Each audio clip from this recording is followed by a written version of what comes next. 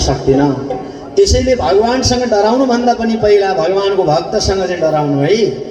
यदि भगवानको साह्रै नै असल भक्त छ, कट्टर भक्त छ, अत्यन्तै गएर कट्टर भक्त छ भगवानको भने त्यस्ता भगवानको भक्तलाई दिल दुखाउनु चाहिँ भगवान रिसाउनुहुन्छ। भगवानलाई बरु जे गर्दा भगवान रिसाउनुहुन्न। भगवानमा त्यो क्षमता छ। प्रभुले त्यो कुनै प्रकारबाट बक्सिन्न।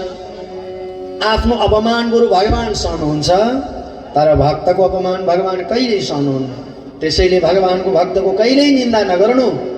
कुनै पनि भक्तले कहिले पनि यदि सच्चा भगवानको भक्त हो भनेदेखि कुनै पनि धर्मको विरोध नगर्नु, कुनै पनि भक्तको विरोध नगर्नु। आफ्नो धर्मको रक्षा गर्नु बस। आफ्नो धर्म नछोड्नु, अर्काको विरोध नगर्नु। त यस्तै प्रकारबाट अब सम्पूर्ण अहिले प्रहलादलाई दुःख कष्ट परेपछि भगवानले सहन नसकेर नृसिंह रूप धारण गरेर हिरण्याक्षको वध गर्दै बक्स्यो। अब हिरण्यकशिपुको वध गरिसकेपछि प्रहलादलाई भगवानले धेरै प्रकारको ज्ञान उपदेश गर्नुभयो।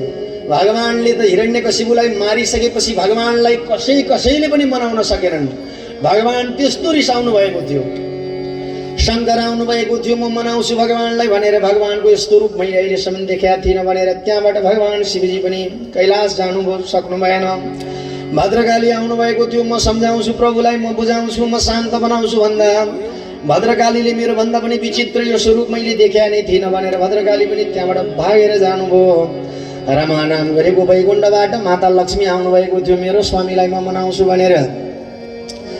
त्यति बेला पनि अब लक्ष्मीजी रमा नाम गरेको वैकुण्ठबाट आउनुभएको लक्ष्मी आएर प्रभुलाई हेरेको त भगवान त्यस्तो क्रोध अवस्थामा रिसाउनु भएको अवस्था देखेर लक्ष्मीजी पनि आत्तिनुभयो। मैले यस्तो कहिले पनि स्वामीको यो स्वरूप देखेका थिइनँ भनेर एउटा खुट्टा पृथ्वी अर्को खुट्टा वैकुण्ठ पुर्याउने हिसाबले त्यसरी विचलित भएर त्यहाँबाट जानुभयो, भाग्नुभयो। लक्ष्मी माता पनि अब कसैले भगवानलाई मनाउन नसकेपछि पक्कै पनि यो प्रहलादबाट सम्मत छ भनेर अहिले नारदजीले प्रेरणा गरेपछि बाबु प्रहलाद जाऊ अब तिमी नै गएर भगवानलाई मनाऊ भनेपछि प्रहलादले गएर दुई हात जोडेर भगवानलाई बिन्ती प्रार्थना गर्नुभयो। परमात्मा, आज म जस्तो अधर्मीको कारणले हजुरले कष्ट पाउनु पर्यो। यो रूप धारण गरेर आएर हजुरले यस्तो प्रकारबाट आज यो कष्ट पाउनु पर्यो। परमात्मा, यो के कारणले होला? अब आज मैले ठुलो गल्ती पो गरेँ कि भनेर परमात्मालाई अहिले बारम्बार बिन्ती प्रार्थना गरेर मैले आज आफ्नै पिताजीलाई, आफ्नै बाबालाई आज मार्नको लागि म जस्तो छोरो जसले हजुरलाई यहाँ उपस्थित गरायो, आज हजुरको प्रादुर्भाव भयो। बाउ मरवाउने छोरो म जस्तो अधर्मी को होला? अनेक प्रकारबाट प्रहलादले भगवानलाई स्तुति गरे।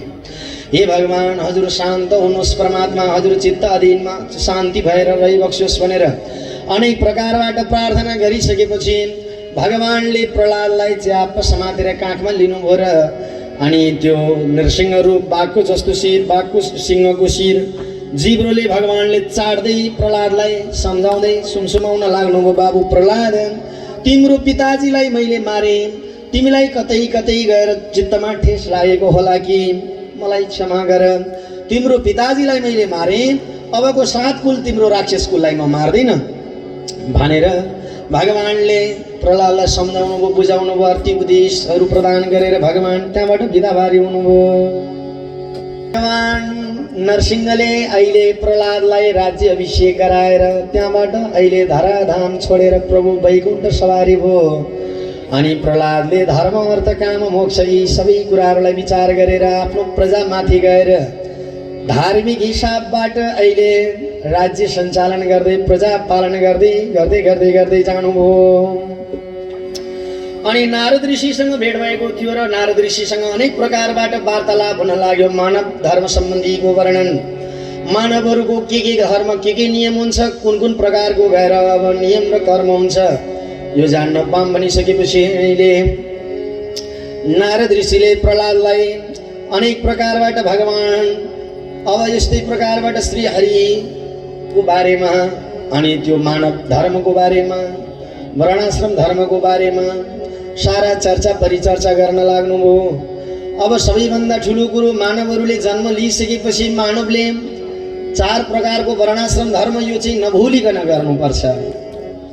पहिलो भनेको ब्रह्मचर्य आश्रम वर्णाश्रम, दोस्रो भनेको गृहस्थ आश्रम, तेस्रो भनेको यस्तै प्रकारबाट वानप्रस्थ आश्रम, अनि 4औं गएर सन्यास आश्रम।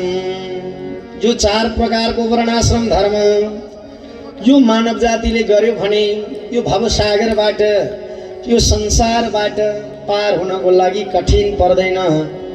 आफ्नो समय र काम कर्तव्यलाई विचार गरेर यो 4 प्रकारको वर्णाश्रम धर्म मानव जातिले यदि पूरा गर्न सक्यो भनेदेखि कुनै प्रकारको कष्ट हुँदैन। अब यो ब्रह्मचार्य आश्रम भनेको चाहिँ कस्तो भन्दाखेरि अब गुरुकुलमा बस्ने, आफ्नो इन्द्रियहरूलाई बसमा राखेर साँझ बिहान गुरुको सेवा गर्ने, अग्नि र सूर्य ग्रह देवताको उपासना गर्ने, भिक्षा बटुलेर गुरुलाई टक्र्याउने, वाक्य संयमी हुने, स्त्री प्रसङ्गबाट टाढै रहने, शील स्वभाव राम्रो बनाउनु, यो गएर यस्तै प्रकारबाट अब यो ब्रह्मचार्य आश्रम भयो।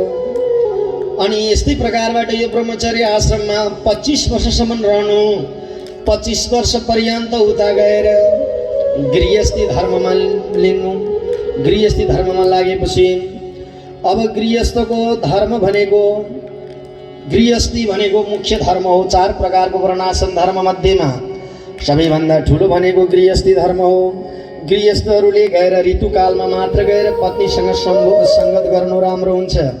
गृहस्थ ब्राह्मण वा द्विजातिले वेद अब यस्तै उपनिषदको अध्ययन गर्नु, जोगी सन्यासी अतिथिको सेवामा लाग्नु, व्रत पूजा पितृ पूजा यज्ञ कर्म गर्नु।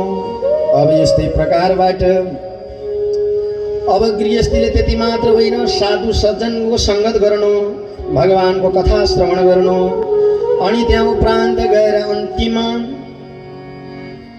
गृहस्थीले के पनि गर्नु भने तीर्थयाटनहरू गर्न कहिल्यै नभुल्नु। समय समयमा तीर्थयाटनले शरीरको पवित्रता मनको शुद्धिकरण हुन्छ।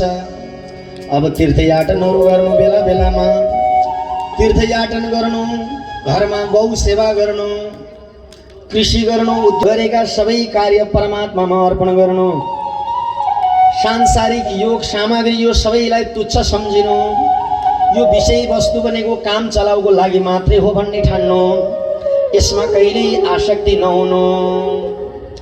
अनि गृहस्थीले बेला बेलामा व्रतहरू बस्नु, महान पर्वहरू चाडपर्वहरू तिथिहरूमा व्रत बस्नु, आफ्नो पितृहरू सम्झेर पितृहरूको तिथिमा श्राद्ध आदि कर्महरू गर्नु, तुलसीको सेवा गर्नु, तीर्थहरूको स्नान गर्नु। त्यति मात्र होइन, गृहस्थीले व्रत बस्दाखेरि महान पर्वहरूमा व्रत बस्नु, सधैँ सधैँको दिनदिनैको व्रत नबस्नु। गृहस्थीलाई त्यसरी नियम गर्नु पर्दैन दिनदिनैको व्रत। गृहस्थीले यदि सम्भव हुन्छ भनेदेखि एकादशीको व्रत बस्नु। महिनामा 2 दिन एकादशी पर्छ। एकादशीको व्रत बस्यो भनेदेखि सबै महिनैभर व्रत बसेको फल प्राप्त हुन्छ। महिनामा 2 दिन त्यो व्रत बस्नुहोस्, महिनैभरि व्रत बसेको फल प्राप्त हुन्छ। तसर्थ सधैँ दिनदिनैको व्रत भयो भनेदेखि त शरीर पनि हेर्नु पर्यो, काम गर्नु पर्यो, खेतीपाती गर्नु पर्यो, वस्तुभाव गर्नु पर्यो, सारा गर्नुपर्ने हुँदाखेरि गृहस्थीलाई यो सम्भव छैन। गृहस्थीले महिनाको 2 दिनको एकादशी व्रत बस्यो भने सारा पाप नाश भएर जान्छ, अविनाशी भएर जान्छ। र त्यसैले गृहस्थीले एकादशीको व्रत चाहिँ कहिले नभुली बस्नु। शरीरलाई पनि फाइदा हुन्छ, शरीर सँगसँगै परमार्थ पनि कल्याण हुन्छ। सधैँ एकादशी व्रत बस्ने, चतुर्मासभरि मात्र होइन, वर्षभरिकै एकादशीमा बस्ने। यो वर्षैभरिको एकादशीको व्रतको प्रभावले पनि अन्तिममा गएर एकादशीको व्रत सधैँ बसिरहने भक्तलाई भगवानको पद प्राप्त हुन्छ। हरि व्रत बस्नु एकादशी, तीर्थ जानु काशी। व्रत बस्नु एकादशी, तीर्थ जानु काशी।